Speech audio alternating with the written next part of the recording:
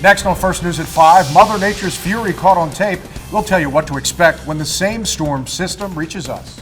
Plus, they lived through an unthinkable crime, and now they're here to share their story so it doesn't happen to you. The Newtown family's message for Illinois lawmakers. And 5 people are dead following a crash in central Illinois, where the passengers came from and what authorities think may have caused it. First News at 5 starts now.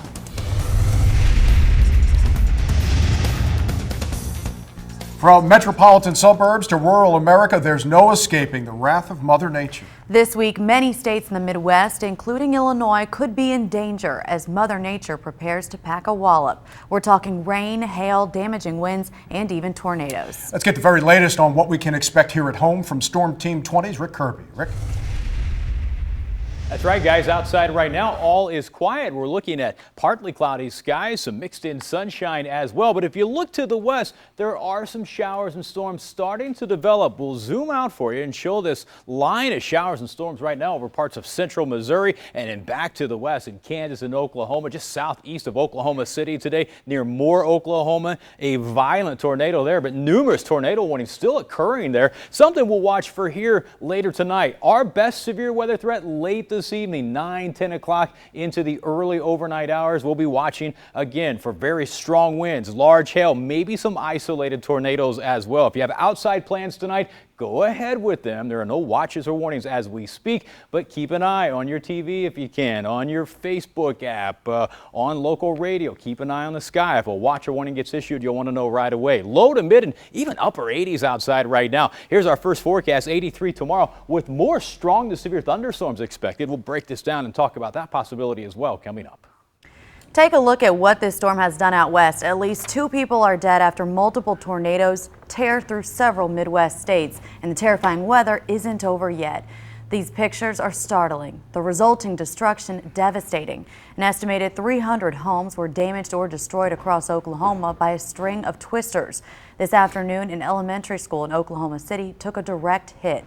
As many as 28 tornadoes were reported in 4 states: Kansas, Illinois, Iowa, and Oklahoma, leaving shredded homes and shattered lives in their wake. When we came out, the house and everything, the trees and the electric, and we thought we were going to be trapped there all night. My son was screaming the whole time, and I was shaking, holding his hand in the back seat, and I'm still shaking right now. Witnesses say the hardest hit area was a trailer park near Shawnee, Oklahoma, where mobile homes toppled over and houses were demolished. To add insult to injury, massive amounts of rain dumped in the area had rescue workers scrambling through the devastation to reach the injured before sundown. What would you do if a tornado was bearing down on your neighborhood? It wasn't too long ago that a twister blew through our area. Specialists with the American Red Cross say it is best to retreat to a storm cellar or basement in case of a tornado warning. If you don't have access to either of those, you need to come up with an action plan. In any place that you are, any kind of building, always look for the most interior space that you can find. You want the most walls between you and the outside and no windows if you can help it at all. Mary Jane Kaufman also suggests preparing a kit with a weather radio, flashlights, and extra batteries. If you have kids, it's a good idea to have them wear bike helmets for protection. Christopher Harris takes a stand in a central Illinois courtroom, but jurors aren't there to see it. Lawyers discuss whether to allow the jury to watch a videotaped interview with police in the trial of the man charged with killing a Beeson family. ABC News Channel 20's Katie Hines is live outside the Peoria County Courthouse tonight. Katie, tell us about this interview. Liz, police questioned Christopher Harris 10 days after the murders when they matched a bloody palm print found at the crime scene to his hands. Now, the questions in the courtroom today came down to whether Harris answered those questions from police voluntarily and whether he was in police custody at the time. He didn't have a lawyer with him, and Harris testified he didn't think he could leave during questioning at the Logan County Safety Complex back in 2009 because police had him behind a locked door. A former Illinois State Police special agent said Harris wasn't under arrest at the time. He says Harris had gone to the office to pick up clothes and other items police had collected. And here to explain why this is a significant detail is Kevin Sullivan, a local attorney here in Peoria. Kevin, why does it matter whether or not the defendant spoke on his own will?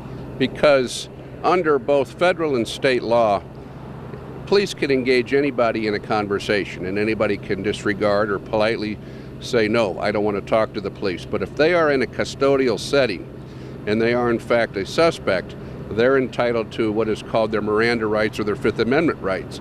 It's an objective standard. So if, for instance, as I understand, if Christopher Harris went to the detention facility to retrieve personal items and he was engaged by an investigator, but not advised, he was not free to leave, you're under arrest or otherwise detained, he may have been there voluntarily, he may have remained there voluntarily. If during the course of that interview or that episode, information would have come out that would have changed kind of the temperament of that meeting, then maybe he was under investigation and he would have been entitled to be warned pursuant to the Miranda case or his Fifth Amendment rights. But the important thing is, was he being detained? Was he in a custodial setting? Or was he there on his own? And it's an objective standard. It's not what is, not what his opinion or his feeling versus what was the subjective opinion of the police officer. Well, Kevin, thank you for a minute of your insight here. I appreciate it. And we can tell you after a couple of hours in the courtroom today of discussion, lawyers for both sides agreed the jury will get to watch the tape of the interview tomorrow morning. The defense raised the issue after an Illinois State Police agent mentioned that officers plan to arrest Harris the day of that interview, and they say he simply misspoke. Reporting live in Peoria, Katie Hines, ABC News Channel 20. Thanks, Katie. Once jurors watch the interview, prosecutors will call at least one more witness to testify about DNA evidence collected at the crime scene. Christopher Harris is charged with 38 counts in the 2009 beating deaths of Rick and Ruth G. and 3 of their children. They have suffered unimaginable pain as the result of gun violence, and now the families of the victims of the Newtown, Connecticut school shooting are urging Illinois lawmakers to ban the sale of high-capacity ammunition magazines. The group is in Springfield today as members of the Illinois Senate are debating the issue in committee. If passed, the bill would ban the sale and delivery of ammunition magazines that hold more than 10 rounds. Law enforcement officers, military personnel, and correctional officers would be exempt.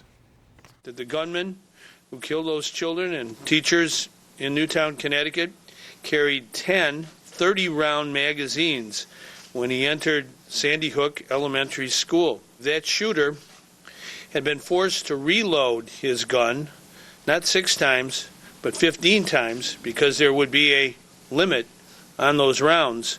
Would more children be alive today? This afternoon, the measure passed a Senate Executive Committee. Coming up tonight at 6 o'clock, family members speak out about why they are pushing for this bill. Springfield aldermen are exploring what options they have if state lawmakers fail to take action on a concealed carry law. Illinois lawmakers have until June 9th to pass a concealed carry bill after a federal court ruled Illinois' ban is unconstitutional. Springfield Alderman Tim Griffin is asking the city attorney to come up with some gun restriction guidelines that will include provisions like honoring out-of-state permits and how businesses that prefer a no weapons policy on their property register. Alderman Corey Jobe thinks it's too premature to act. Once we get direction from the state level, then we can act at the local level. If there is a condition, an amendment put on that would give home rule communities jurisdiction in terms of where you can and cannot carry concealed carry, I would be concerned about limiting that access to public buildings, educational facilities. Jobe thinks the city should see what action state legislators take in the next couple of weeks before drafting its own gun restriction rules. Lawmakers continue to work to trim the cost of state retirees. Today, a state accountability commission met to discuss major changes in retirees' health care. ABC News Channel 20's Mike Brooks joins us live from the State House with more on this. Mike? Well, this entire process is actually incredibly complicated. In fact, during today's hearing, several lawmakers said they needed more information and asked if they could please put it in plain English just so they could understand it. Now, the way we understand it, currently state retirees have several choices in health insurance that are all paid for by the state. The idea is to push those retirees into Medicare with the state paying for what you'd call the Plan B options. And that includes Medicare Advantage or Medigap plans. Now, some have estimated these changes could save the state as much as $100 million per year. From the question today, although I think we need a lot more detail, that there will be significant savings for the taxpayers, but local folks will still be able to retain their doctors and go to their local provider that they're comfortable with, the person they've had for a number of years, and save some money for the taxpayers in the process. So where do we go from here? Well, that's complicated too. The governor's office has negotiated a new deal with AFSCME, but Illinois Attorney General Lisa Madigan hasn't signed off on it yet, and COGFA does have the final say on the choices that are made as far as which plans are offered. Now, the deadline to have everything done is January 1st of 2014, and Republican Senator Chapin Rose tells us he thinks that time frame is a bit overzealous. Reporting live at the State House, Mike Brooks, ABC News Channel 20. The proposed changes would affect about 87,000 retired state workers, but the idea is to keep the new health care program nearly identical in benefits to the current plans. Retirees would be responsible for payments totaling about 1% of their income in the first year, with an increase to 2% in the second. A fatal one-vehicle crash shuts down a stretch of road in central Illinois for most of the day, where this church van was coming from when tragedy struck. And later on, doctors say we should eat plenty of fruits and vegetables, but what about when you're pregnant? We take a closer look at what moms-to-be should be chowing down on when you're eating for two. Got tips? The Waste Watch team is always ready to investigate. Just send your ideas to wastewatch@wics.com. 5 people are dead following an accident on Interstate 70 in Fayette County. It happened just outside Vandalia. Authorities say a church van with several passengers ran off the road and rolled multiple times. Several people were ejected from the van. 5 people were pronounced dead at the scene. At least 6 people have been injured. Authorities say the van with Maryland plates was returning from a California religious event. A deadly car wreck in Missouri may have been caused by texting and driving. 16-year-old Savannah Nash was killed after her car slammed into a tractor-trailer. Highway Patrol reported she was wearing a seatbelt, but they say she had a long unsent text message on her phone. The driver of the other vehicle told officers he saw something in her hand before the crash. Troopers tonight are still investigating. Join ABC News Channel 20 as we tackle texting and driving. Go to our website, wics.com, and join the No Tech Zone. Take the pledge to eliminate the cell phones from the driver's seat. You can play a role in helping to keep central Illinois roads safe. And as we were talking about at the top of the show, a lot of severe weather out west. We're hoping it doesn't strike here, Rick. But we're on alert. Yeah, we are watching the skies tonight. Things are fairly stable outside right now, but storms are starting to develop right now over parts of Missouri. They may roll here later on this evening, and there is that potential for severe weather, although no watches or warnings are issued for our viewing area at this moment. There's your high and low today. Very warm summer-like day again. I'll talk about the latest chances for severe weather and how long they stick around coming up.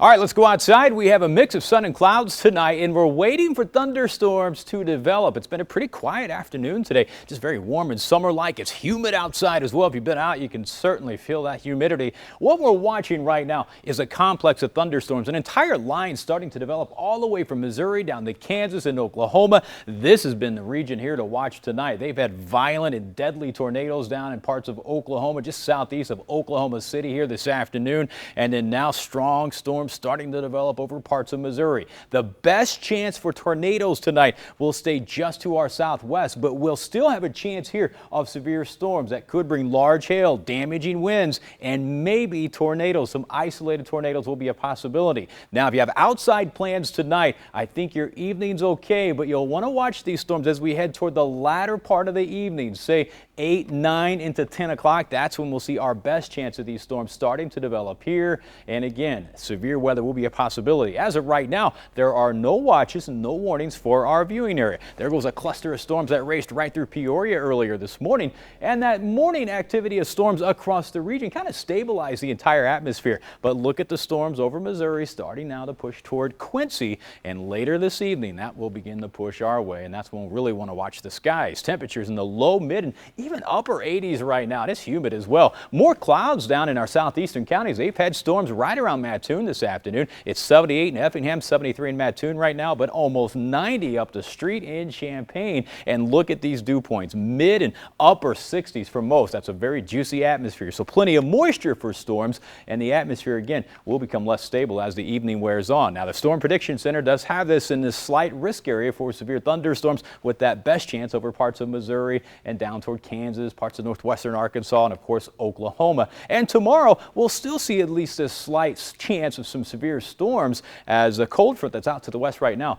will still be out to our west, slowly pushing off to the east. Now here's our time lapse this afternoon. You can see the sunshine mixing with those clouds, cumulus clouds there at times. So that sunshine is kind of like gasoline on a fire, slowly heating up that atmosphere and eventually bubbling up some showers and thunderstorms. 84 degrees right now in Springfield. It's a partly cloudy sky out at the airport. Winds here from the south-southwest at 20 miles per hour, so it's breezy. I mentioned that high dew point, 65. That's that number, 65 or higher, where you can really feel the stickiness out there. So if you're going to go outside and exercise this evening, maybe you got a ball game, you will sweat a little. Our weather watchers, Tim Scott in Chatham, 84. Diane Crofton, Athens, 81. Joni Welton in Taylorville, 84. Lynn Lewis and Sherman, 81 degrees. That's the pollen forecast. Pollen levels will fall a little with the rain over the next couple of days. So here's the cold front out to the west. Showers and storms developing right ahead of the frontal system. And again, this is a slow mover, so we'll stay in the storm chance here tomorrow and tomorrow night.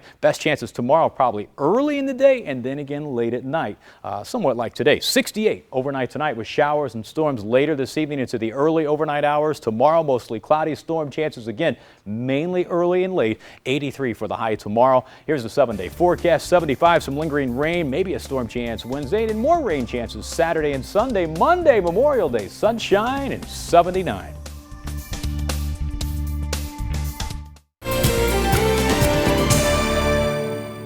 When you're pregnant, you are literally eating for two, but doctors say that's not an excuse to eat junk food all the time. Pregnant women need to stick to a healthy diet, and you don't need to eat as much as you might think. Heidi Hatch reports. In the beginning, I think it's more just surviving through the morning sickness. Chelsea Wakely is about 34 weeks into her second pregnancy. She's exercising and doing what she can to eat healthy. Since I have a 2-year-old and a husband, I think it's easier because I want them to eat great, and I know it's important for this baby, so I've tried to be strict. So you need a balanced diet of proteins, fruits and vegetables. Dr. Daniel Kelber is Chelsea's physician. Dr. Kelber says it is important that women stick to a healthy diet during their pregnancy. If you think about it, when the baby starts, it's very small, and so it doesn't need extra calories. So we recommend about 300 extra calories above your normal diet. The diet should consist of everything you remember from the food pyramid: fruits, vegetables, protein, and dairy. And you should begin this diet even before you get pregnant. You don't want to have to start a diet when you're pregnant, and we don't recommend that. If you can, hit it beforehand. Lose a little extra weight if you need. Moving a little bit. Another thing women need to do before they conceive is start taking folic acid every day. Studies show that folic acid reduces the risk of birth defects. And one thing that people don't always understand is that you need that folic acid in the first 28 to 30 days of the pregnancy. So I recommend all my patients starting, even thinking about getting pregnant, to start prenatal vitamins before they conceive, because typically by the time they know they're pregnant, it's sometimes too late. I'm Heidi Hatch. There are foods that pregnant women should try to stay away from, such as fish that may have mercury and lunch meats from the deli counter. Best advice, of course, is talk to your doctor. There's a mega multi-millionaire walking around somewhere in the Sunshine State, we think. Just one magic winning ticket for that mega jackpot Saturday night. But there are other jackpots that you can win. Here's today's midday lottery numbers. Good luck, everyone.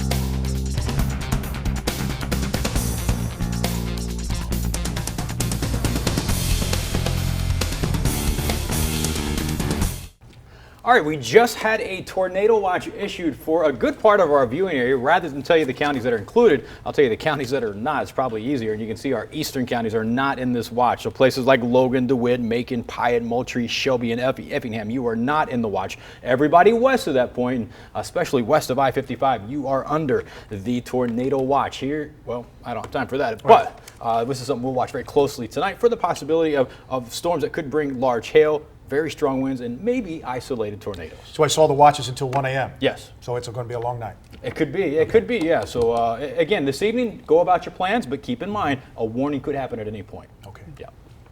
Thank you for watching. That's our time. World News is up next. We'll see you at 6.